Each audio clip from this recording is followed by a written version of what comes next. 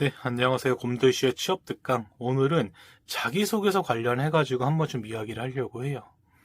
그러니까 사실 자기소개서가 굉장히 말이 많은, 항상 취업 준비할 때마다 언론에도 뜰 때도 있고, 취업 준비생들 사이에서도 굉장히 많이 오르락내리락되는 주제 중에 하나인데, 어떻게 써야 되냐? 사실 이게 제일 궁금하실 거예요. 저도 지금도 사실 궁금해요. 저도 인사 담당자로도 근무해보고, 이제 이직하면서도 지금까지도 이제 필요할 때마다 자기소개서를 내고 있는데, 어떤 게 정답인지 사실 좀 쉽지가 않아요. 심지어 저는 AI 채용 사업 쪽에서 자기소개서 담당하면서도 볼 때마다 새롭더라고요. 자기소개서는 항상 볼 때마다.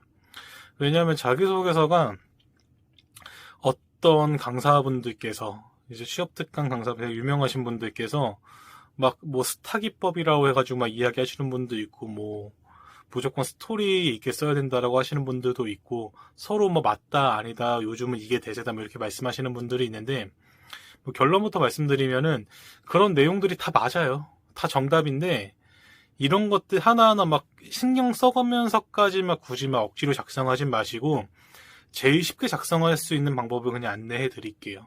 제일 쉽게 작성할 수 있는 방법이 뭐냐면은, 일단, 질문의 동기를 먼저 파악을 해야 돼요.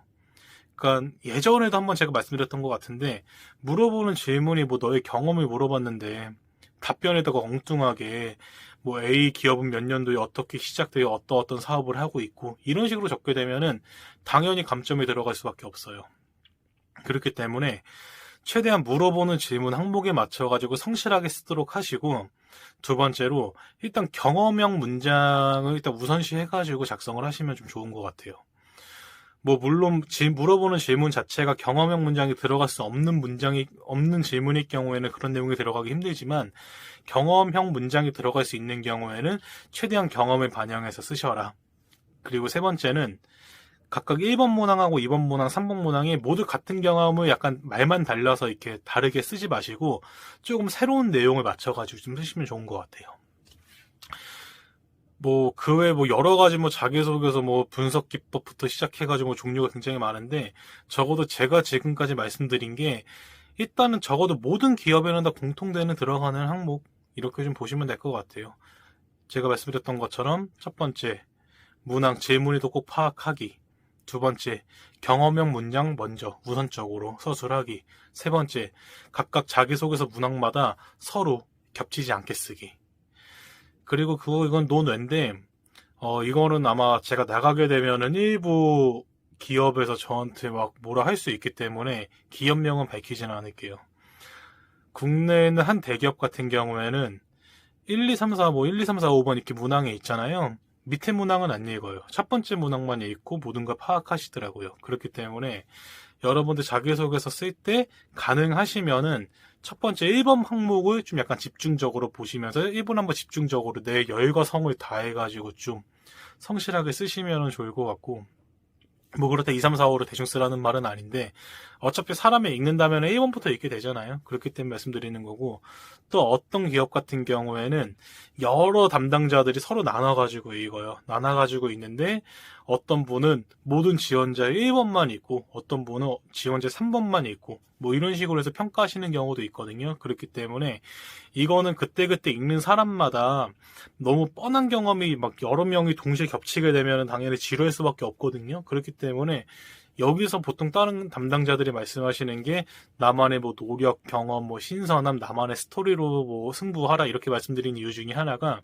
똑같은 문항을 가지고 여러 담당자가 읽게 되는데 또 그 여러 담당자가 있더라도 똑같은 항목만 읽게 되잖아요.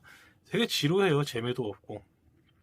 저도 예전에 공채로 들어갔었을 때, 그때 거기서는 이제 신입사원들, 전년도 신입사원들이 이듬해 이제 공채 때 지원한 자기소개서를 이제 보도록 되어 있었는데, 이게 저희 공채 동기가 한 80명 됐었는데, 진짜 몇만 건 정도 서류가 들어오니까 이거 읽는 게 쉽지가 않더라고요.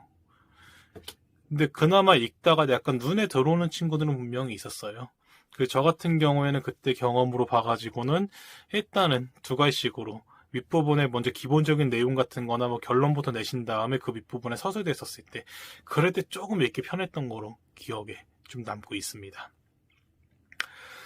그 외에 또 어떤 기관 같은 경우에는 특정 문항 하나는 아예 안 읽어요. 그 나머지 문항만 가지고 평가가 들어갑니다. 그렇기 때문에 뭐 일부 자기소개서 합격자 거 보다 보면은 특정 문항 보면서 뭐 이 문항을 이런 식으로 썼는데 합격이 됐어 뭐 이런 식으로 되게 유감 갖는 경우도 있을 거예요.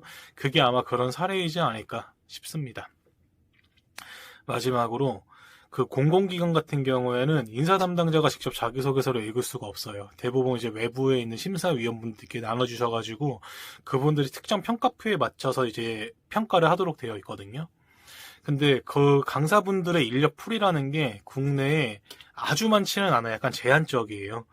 저도 뭐 채용 대행 사업 같은 거 진행을 하면서 보니까 결국 모실 수 있는 분들이 약간 한계가 있더라고요.